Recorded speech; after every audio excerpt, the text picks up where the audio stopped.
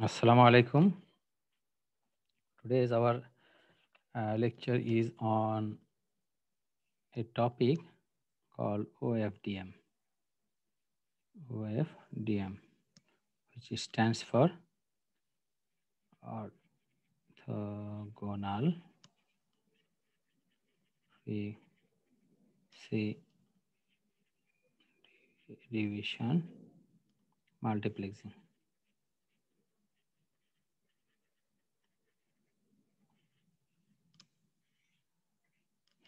Okay, previously we have discussed about MIMO. Now OFDM will enhance this topic also. So this is actually chapter 7 in our reference book, page 230. So OFDM stands for orthogonal frequency division multiplexing. This is a key technology for 4G. This is a key technology for fourth generation communication. So in general, 4G, by 4G we actually mean LTE also. LTE.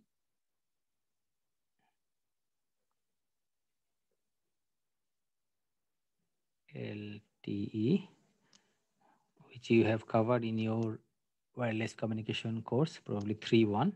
So by LTE, abbreviated as long-term evolution. So there are actually two technology used in 4G. One is LTE, another one is WiMAX. WiMAX stands for Worldwide Interoperability.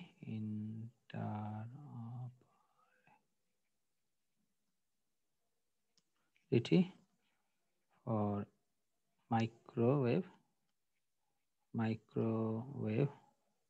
access. So this OFDM actually used in both of this technology to enable. So what it do actually, by using OFDM we can increase the data rate. That's actually very. So let's see how the OFDM improves our fundamental data rate or key enabled technology. So basic of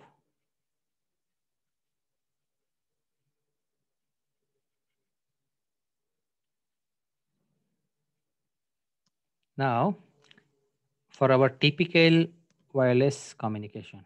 For example, imagine in a typical wireless communication, this is a B bandwidth. So P is our typical bandwidth and this is a carrier frequency. Carrier. If B, for example, P equal to 10 megahertz, what will be the symbol rate? Symbol, let's say symbol, let's find symbol time T.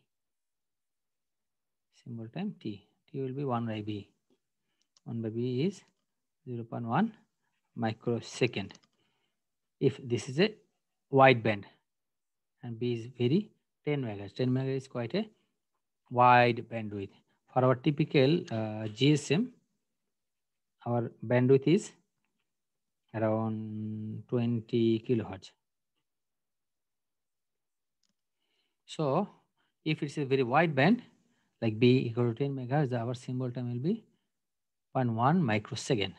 For a typical wireless communication or wireless channel, delay spread, for example, TD is typically 2 to 3 microsecond. So we can see that TD is much higher than T if it's a wideband signal. What will happen? If 2 to 3 microsecond is actually 20 times of this symbol time, then what will happen? This will result a This will result ISI, inter-symbol interference. If there is an inter-symbol interference happens, then we will have very low rate, high error in a channel. So we have to do something.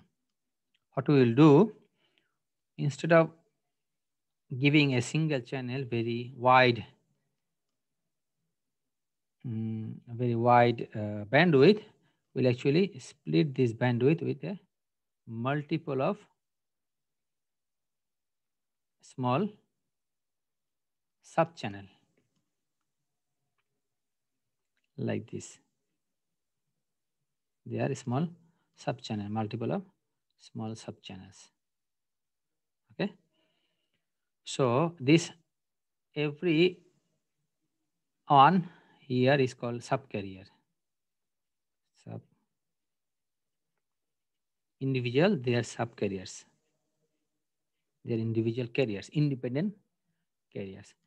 With the same B, the previous same B, the bandwidth, we actually now divide it to the small subcarriers, and the spacing between them is called subband.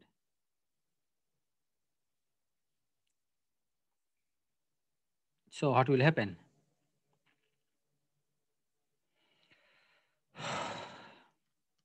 So in our previous case, B was very high, right? Because as B means the bandwidth increases, what will happen? Symbol time decreases. If bandwidth increases, symbol time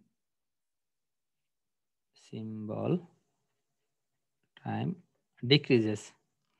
What we are trying to do to decrease the bandwidth so that the symbol time increases. So how you can decrease the bandwidth? By splitting into the number of sub channels, right?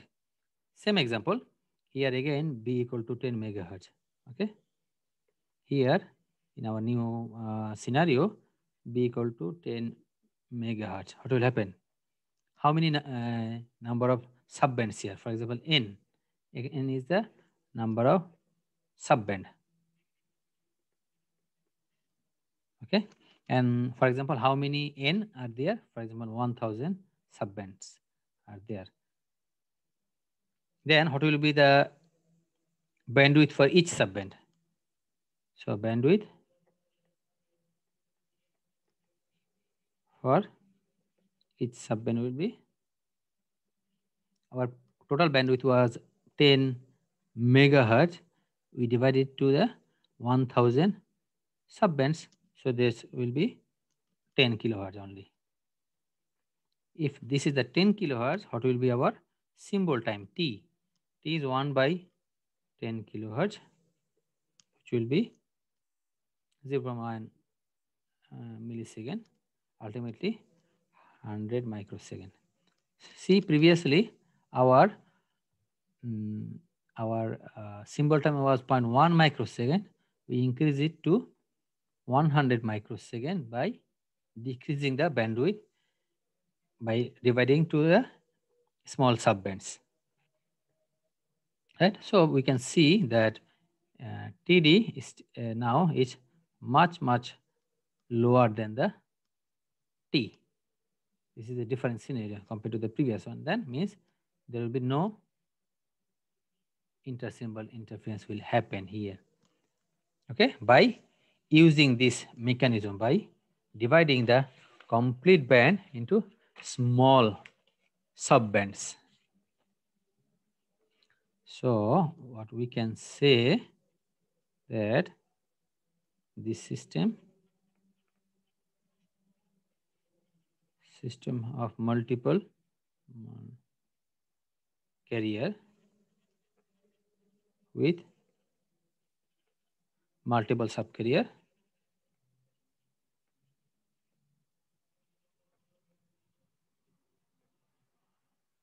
is called multi-carrier modulated system or modulation. Multi-carrier modulated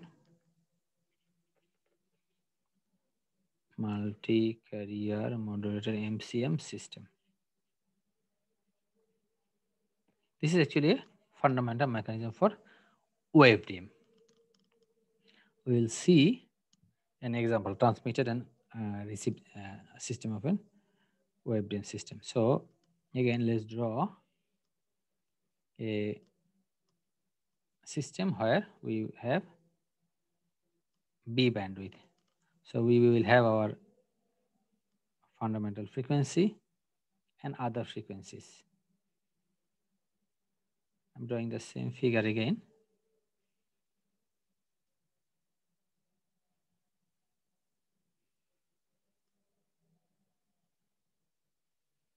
Okay, so here this is our bandwidth, our channel bandwidth B.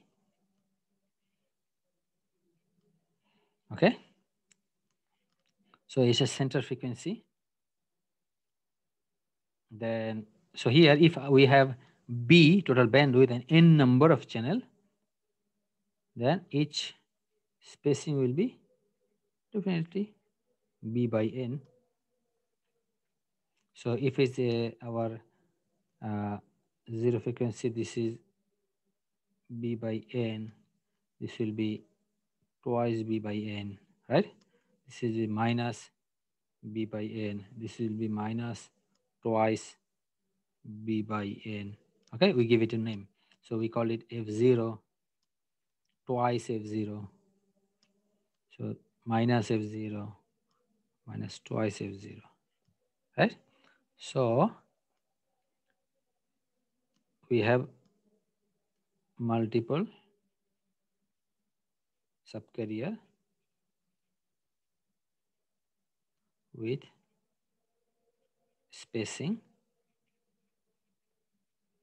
What is the spacing? This is the spacing, right? This one is the spacing. Our total bandwidth was B. We have n number of subcarrier. So each subcarrier have, or the successive subcarrier have, B by n spacing between them. Okay. Now imagine we are considering a specific subcarrier. We call it ith subcarrier. So ith subcarrier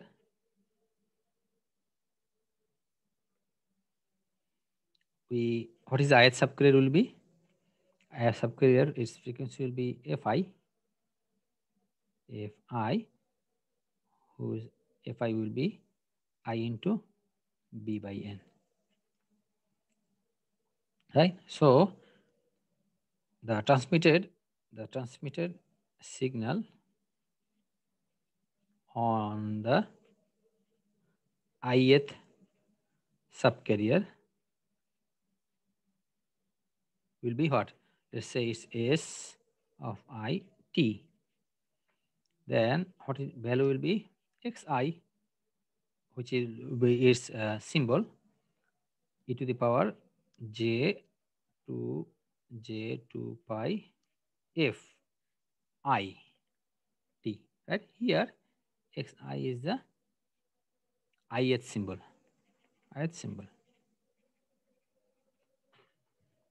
Right? So we can write it also xi equal to e to the power j 2 pi fi. We write it already here. Fi will be I b by n t.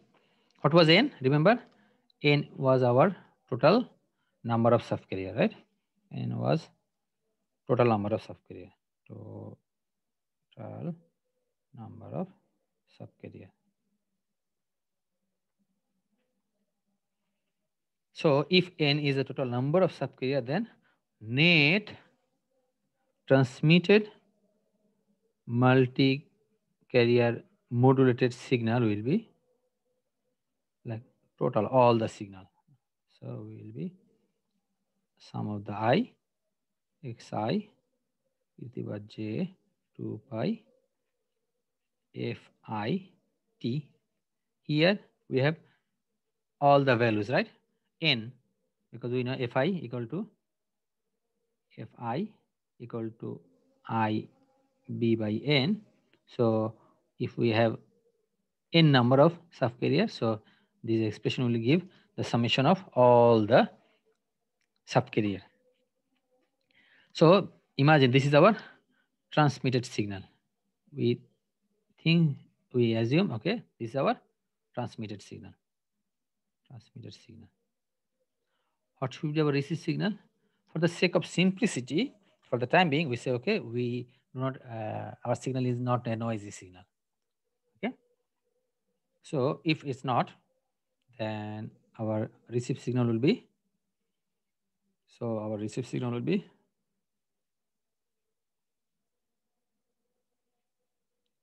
the same signal, isn't it? The transmitted signal, because there is no noise is added yet. For the sake of simplicity, we will receive the same signal, right? Which was transmitted.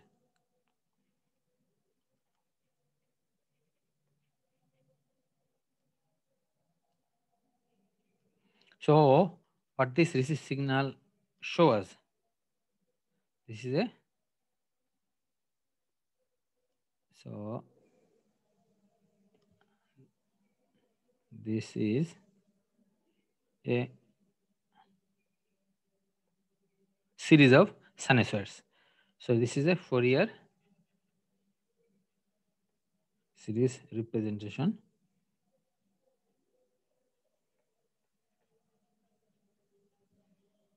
corresponds to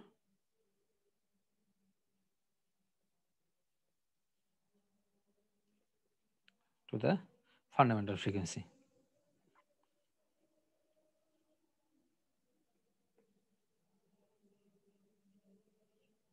What was our fundamental frequency? F0. We know F0 equal to B by N. N is various component and various Xi. So various Xi representing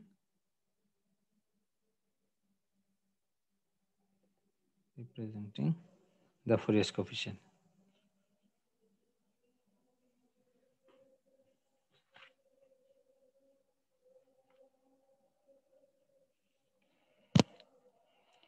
So what does actually it mean? We are actually trying to say that all the frequencies, so all the frequencies all the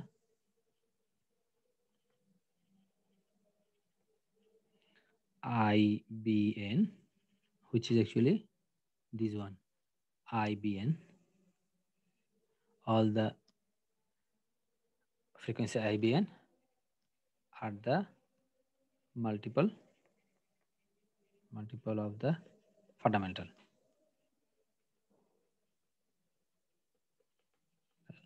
frequency, right? Which is F0.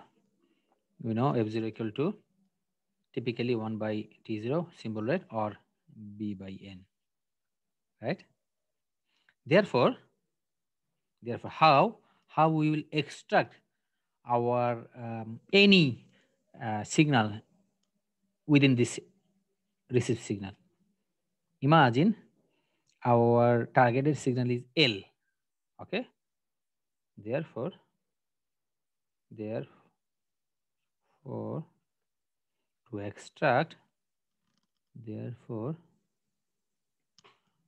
to extract, imagine we are trying to find within this received signal a specific signal, which is in our case is XL. Therefore, to extract XL,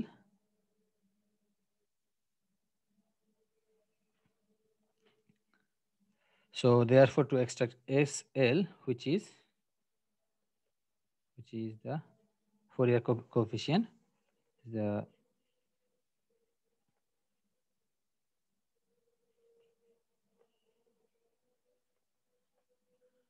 corresponding to the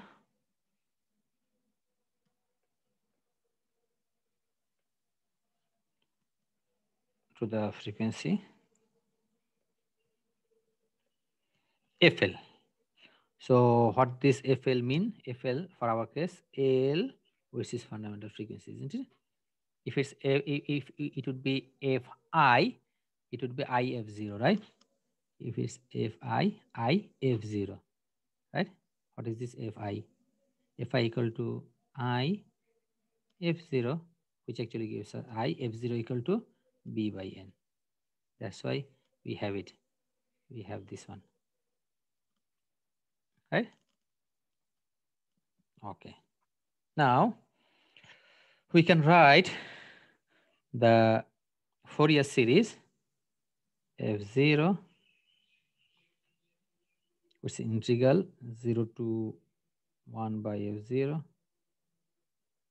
e to the power minus j 2 pi FL. This is the signal we are trying to retrieve from this receive signal FL. T yt dt, right? So putting the previous value 1 by F0.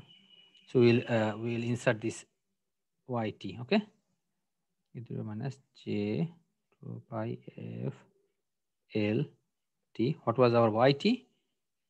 Yt is of summation of I xi e to the power j 2 pi fi t. Just do some simple math. Take out the xi, f0, write the whole equation again. I injection 0 1 by f0 e to the power j 2 pi f0. You see, fl. What is this fl? What is this fl? This fl. What is it equivalent? FL equal to F0 fundamental frequency LFL, right? We have seen it LFL. FL equal to LFFL. Same way FI is I F0, right? So that's we are writing. So F0, because this one is minus, so I minus L. I minus L T dt.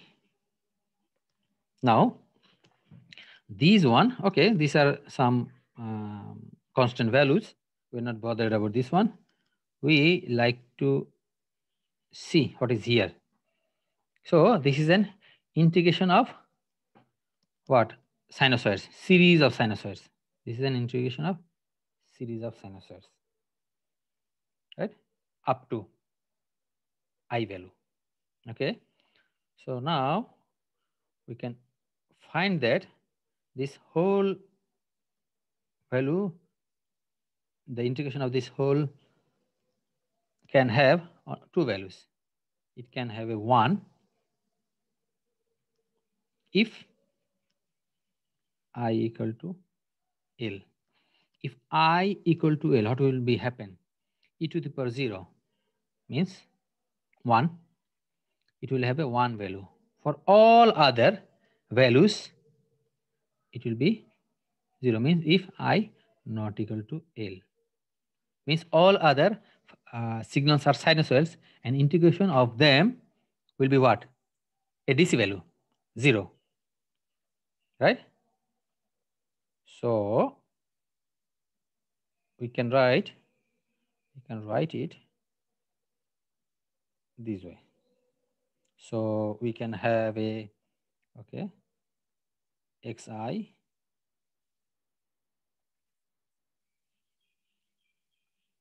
del I minus L, right? I minus L, which is actually for our cases XL. We are retrieving a signal, L signal. What we are trying to do here, just this equation, I'm trying to explain it. Let's say we have total, we have transmitted or we have received a series of signals, right? Depending on the I value. So we have n channels. So n is, for example, value is 100. For example, n equal to 100, 100. Now we have subcarrier. So we have first subcarrier, second subcarrier, up to we have n values. For example, we have 100, 100, 100th subcarrier. So first subcarrier, second subcarrier, up to 100th subcarrier. Among them, ith subcarrier, we assume we have transmitted an ith carrier, right? This one, we have transmitted an ith carrier, right? So ith carrier will be, for example, 51th. That subcarrier, that is our ith value. Imagine, and we, what we have, we write here actually, you see, SI, here by SI, we are actually assuming this is our ith signal. Then later by net signal, we actually summed all of this first, second, third, fourth, fifth, all the carrier we summed up and we transmitted. That means all the signal we summed up and we transmitted, which we received as a Y. This is our, so this same signal we actually received. Now, because we received all the signal, here we are trying to find another signal which we termed as a Lth. Okay, Lth. So imagine Lth equal to 60th of carrier. So 60th will be somewhere here, right?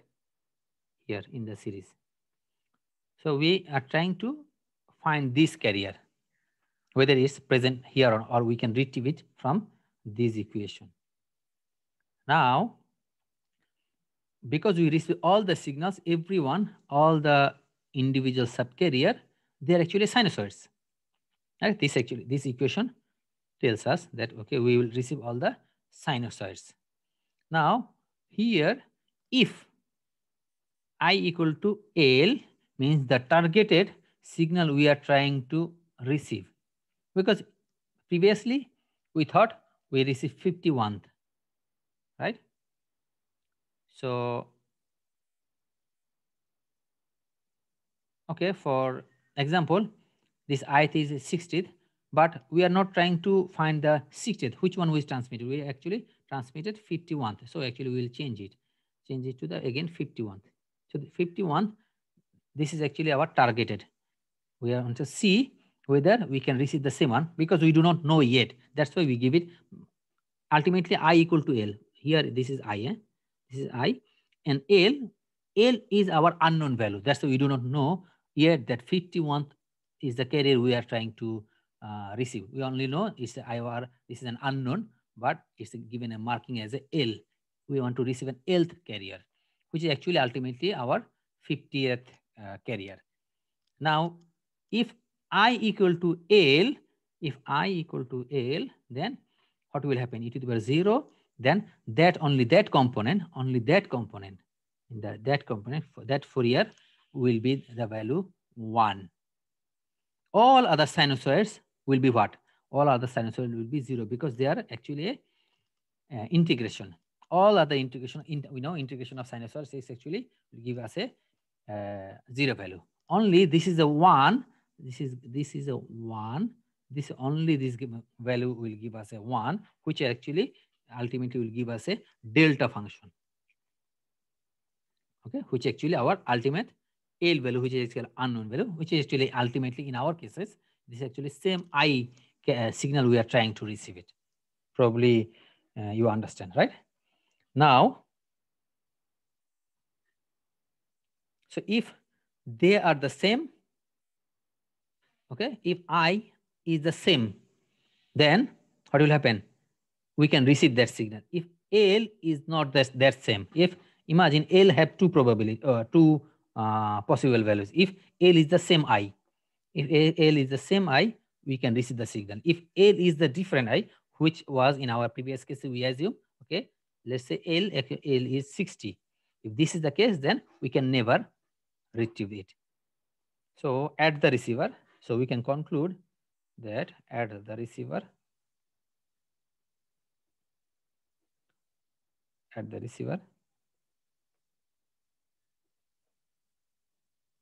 so this is a coherent demodulated signal.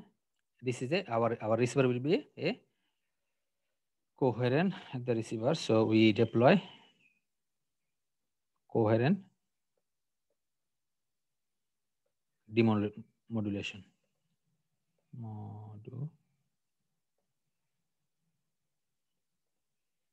Now there is two possibilities. E to the power minus j 2 pi f L was our unknown signal to extract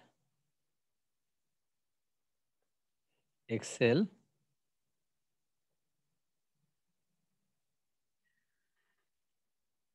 so we will deploy a coherent demodulator in the receiver side to extract a XL, our unknown signal. Now if sinusoidal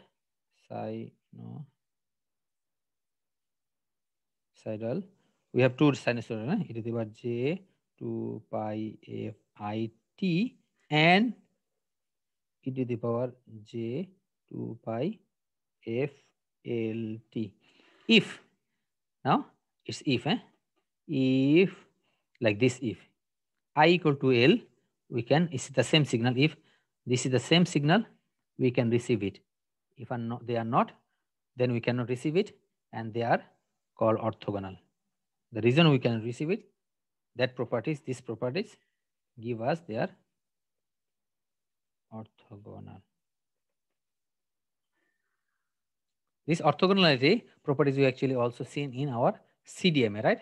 If I transmit my signal and at the receiver I multiply my signal with my like secret code, I can retrieve it. Otherwise, we can not retrieve it. That's the same properties also happening here.